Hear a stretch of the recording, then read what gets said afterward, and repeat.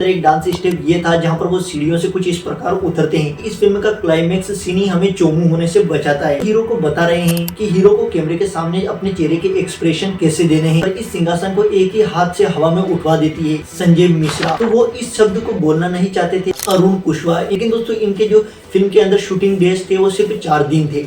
अभी आप जिस बिहाइंड द सीन को देख रहे हो, दरअसल ये उस वक्त का है जब मंदिरा और मल्लिका के भाई वेबू की आत्मा को राजपुरोहित एक कमरे के अंदर बंद कर देता है। तो उस वाले सीन को यहाँ पर किस प्रकार फिल्माया जा रहा है। एंड साथ ही आप यहाँ पर डायरेक्टर अनिश बज्मी को देख सकते हो कि वो कैसे यहाँ पर हीरो को सीन समझा रहे हैं और हीरो को बता रहे हैं कि हीरो को कैमरे के सामने अपने चेहरे के एक्सप्रेशन कैसे देने हैं। वही सीन वो यहाँ पर समझाते हुए नजर आ रहे हैं, जिन्हें आप स्क्रीन पर देख पा रहे होंगे। और जब मीरा मल्लिका को बोलती है कि मैंने तो इस सिंहासन को बेच दिया था, तो ये सिंहासन दोबारा से महल के अंदर कैसे आया, तभी वेबू की आत्मा गुस्सा हो जाती है और वेबू की आत्मा मल्लिका पर इस सिंहासन को एक ही हाथ से हवा में उठवा देती है। तो इस वाले सीन के वीडियो सीन को आप स्क्रीन पर देख सकते हो कि उसे किस प्रकार फिल्माया गया था। एंड दोस्तों जो मल्लिका है, जिनका रियल नाम है विद्या बालन, तो विद्या बालन के चेहरे के एक्सप्रेशन मूवी में हमें क्लियरली दिखाए जा सके। इसकी वजह से आप यहाँ पर देख सकते हो कि विद्या बालन के चेहरे के कितने नज़दीक कैमरे को रख रखा है, ताकि उनके चेहरे के क्लोजअप शॉट को बेहतर तरीके से लिया जा सके एंड उनके चेहरे के एक्सप्रेशन को क्लियरली हमको दिखाया जा सके।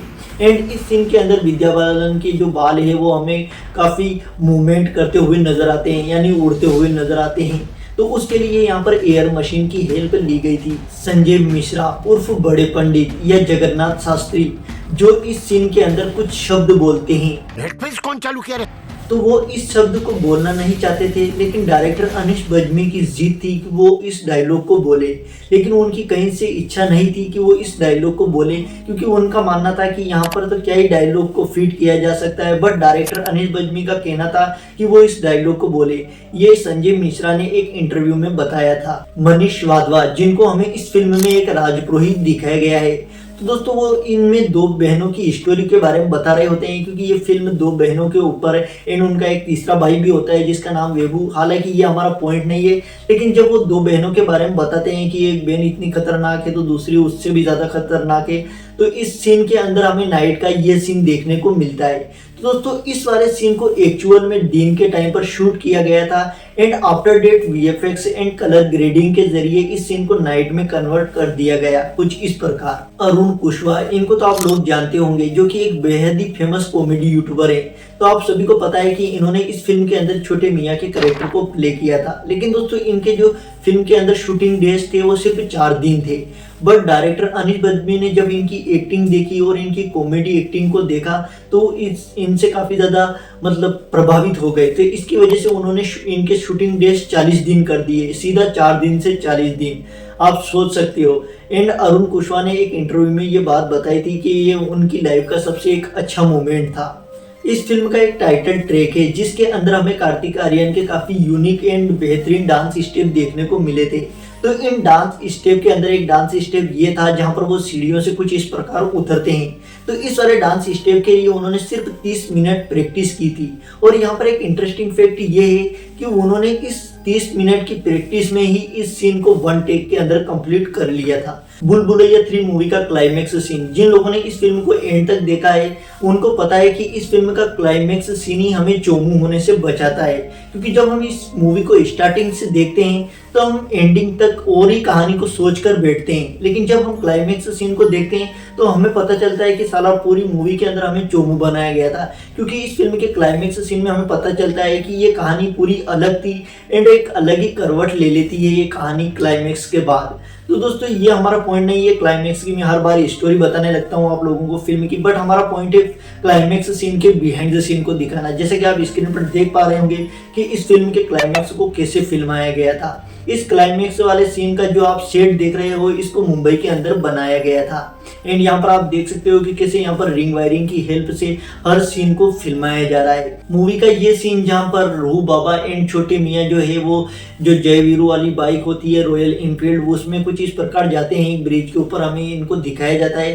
तो इस वाले सीन को कोलकाता के रियल हावड़ा ब्रिज पर फिल्माया गया था कुछ इस प्रकार। यहाँ पर आप देख पा रहे होंगे कि इस सीन को किस प्रकार यहाँ पर क्रेन की हेल्प से फिल्माया गया था, यानी कि क्रेन कैमरा एंगल से इस वाले सीन को शूट किया गया था। अब बढ़ते हैं हम इस फिल्म के वीएफएक्स सीन की तरफ। तो सबसे पहले हम इस सीन से शुरुआत करते हैं जहां वेबू को जला दिया जाता है एंड जो राख होती है वेबू के जलाने के बाद उसकी राख से उसकी आत्मा कुछ इस प्रकार उठती है।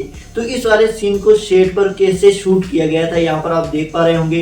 एंड दोस्तों जब वेबू की आत्मा चलती है तो उसके पीछे से ये मुकुटा ऐसे उड़ता हुआ दिखाया जाता है। तो इस मुकुटे को उड़ता हुआ दिखाने के लिए उसे छोटे छोटे धागों से ऐसे बांधा गया था। आफ्टर डेट वीएफएक्स का इस्तेमाल करके इस सीन को नेक्स्ट लेवल कर बना दिया। यानी कि ये सीन मेरा मूवी के अंदर सबसे फेवरेट सीन रहा है क्योंकि मुझे यहाँ पर जो वीएफएक्स है वो काफ़ी शानदार लगे थे। एंड मेरे ओपिनियन से यही सबसे ज़्यादा मूवी का बेटर सीन था। मेरे ओपिनियन से बता रहा हूँ, आपका कौन सा सीन है वो मेरे को नहीं पता। अब बढ़ते हैं सेकेंड वीएफएक्स सीन की तरफ। भूल भुलैया 3 फिल्म का एक सॉन्ग सुनने को मिलता है जिसका टाइटल है हुक्सू फुक्सू। टाइटल थोड़ा यूनिक है, हुक्सू फुक्सू, बट चलेगा।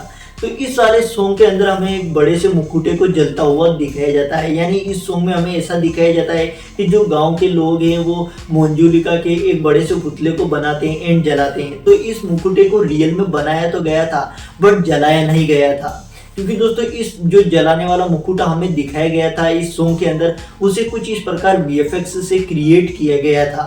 इसके पीछे का रीज़न ये हो सकता है मेरे हिसाब से जो डायरेक्टर है उनकी थिंकिंग यह रही होगी कि अगर वो मुकुटे को जो मुकुटा उन्होंने बनाया था इस सॉन्ग की शूटिंग के लिए बड़ा सा मुकुटा, वो अगर उसको रियल में जलाते तो जो यहाँ पर हमें कार्तिक आर्यन के काफ़ी क्लोजअप शॉट देखने को मिले थे इस मुकुटे के पास एंड बाकी जो डांसर हैं वो काफ़ी पास इस मुकुटे के डांस करते हैं। अगर वो इस बड़े से मुकुटे को जलाते तो दूसरा कोई जो भी डांसर है या कार्तिक आर्यन है वो कहीं जल ना जाए, इस वजह से उन्होंने रियल में इस सीन को नहीं फिल्माया बल्कि वीएफएक्स के जरिए इस जलते हुए मुकुटे को क्रिएट किया था।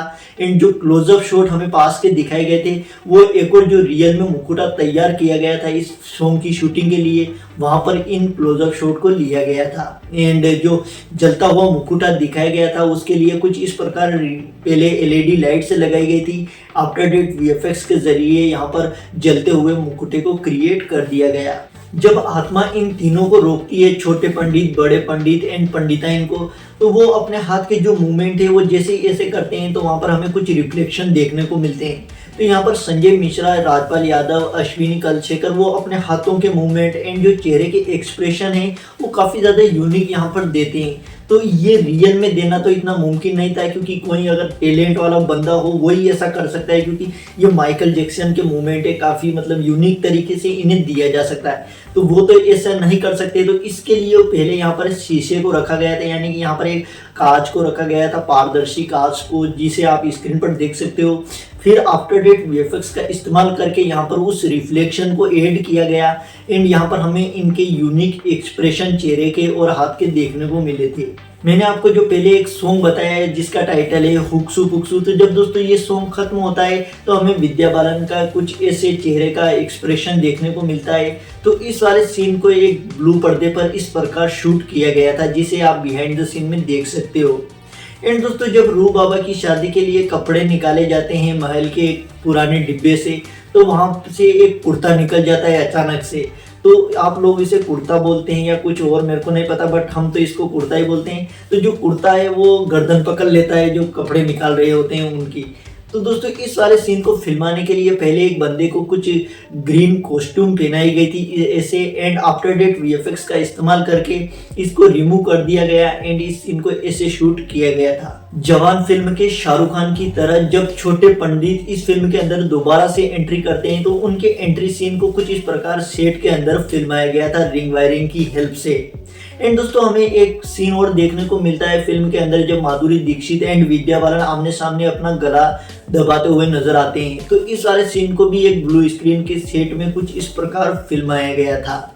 एंड दोस्तों जब हमें एक और सीन देखने को मिलता है जो कि काफ़ी ज़्यादा यूनिक एंड बेहतरीन सीन था, जहाँ पर हमें एक पेंटिंग को जलता हुआ दिखाया जाता है एंड महल के जितने भी मेंबर होते हैं वो वहाँ पर इकट्ठा हो जाते हैं।